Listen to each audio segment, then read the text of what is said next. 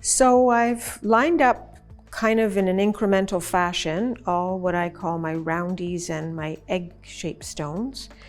And again, undeniably, some of these have been touched with human hands.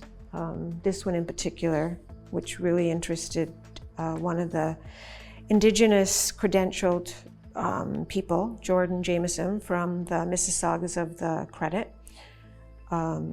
How beautiful, smooth, and the nature of the material. I believe it's granite. The other one that is so fascinating, actually they're all fascinating, but this one I found at the edge, the side of a riverbank, and it has very interesting markings in that it has these round circles with lines, and there's another circle here, this circle with the crosses. And I have scrubbed this, and this red does not come out. So I'm leaning towards, again, I'm not credentialed, but to me it alludes to the possibility that it could be red ochre. And it was found with this, what I believe to be a point, but it's so highly eroded that it's difficult to see its basic characteristics. There's two little pecks here, and it has, the center of this is fluted. So I'm wondering if these are from the same era, especially if this has red ochre and this could possibly be a fluted point. So speaking of points, I think the era I'm looking at was pre-arrow head. So what actual points I have found are either spearheads or knives. Definitely something for cutting, scraping, possibly hunting. So this one is another one that interests me. And it has, I often see this little foot shape with the indentation. It is the shape of a spear. It has this is eroded, but it does have almost a triangular, pyramidal shape, I want to say. There's a little notch here, and I'm also very suspicious that this could be a very old spearhead. There's also this one, which is also similar, found in all of these are found within a close area. Again, it has the little foot with the groove. It's highly eroded, but again, it comes to that definitive point. And I'm thinking it possibly could have been a very, very ancient spearhead as well. This one was found along the river again, and it could very, very well be natural. But there's a couple things that makes me believe that it probably was a knife or spear head point. These notches are very much at right angles to each other. The stem, the shape, and even though it's highly eroded, you can see at one time it was chipped or worked to come to a distinct point. Same as these. This one again could be quite natural.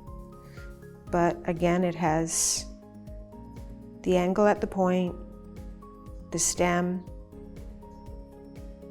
the degradation where it possibly was used to haft. Similar to this, there's a bit of a groove. But mainstream archaeology will say these are not of the most correct material, and there's no flaking or definitive pecking marks. But I believe the nature of the soil around here tends to be very alkaline, so the artifacts are highly eroded and they are thousands of years old. This one, which is kind of bow tie shaped, which is another one that is very peculiar in that it has this perfect little notch, perhaps for sharpening or braiding. If you wanted a shaft of wood to be created smooth, of course you could draw that through and it'd be quite smooth in the end. So these examples I don't believe are artifacts. I've just collected them for the sole purpose to show how sharp these artifacts may have been in their day. This is a piece of slate, I believe. I found it in the river, and it, of course, it's like razor sharp. You could do a lot of damage or serious work with this. The same as, I believe this is a piece of granite, same deal. It's a new clean break, and these edges are just incredibly, incredibly sharp. The same as this little piece of, I believe this is a quartz, and the edge, again, just to show how sharp these artifacts may have been in their day. This one was a recent find, and it is very, very interesting in that it has very symmetrical shape. It's made of sandstone, which apparently is an accepted archaeological stone that they used. And you could see how that would have been their edge. This would have been the point. It looks like it may have been hafted because there's a small groove here. So again, it would have probably been a knife hafted as such, or the groove also could have been just to be able to grip. This I found years ago, and I'm still perplexed with its use. I know that it was a fossil, probably a cephalopod.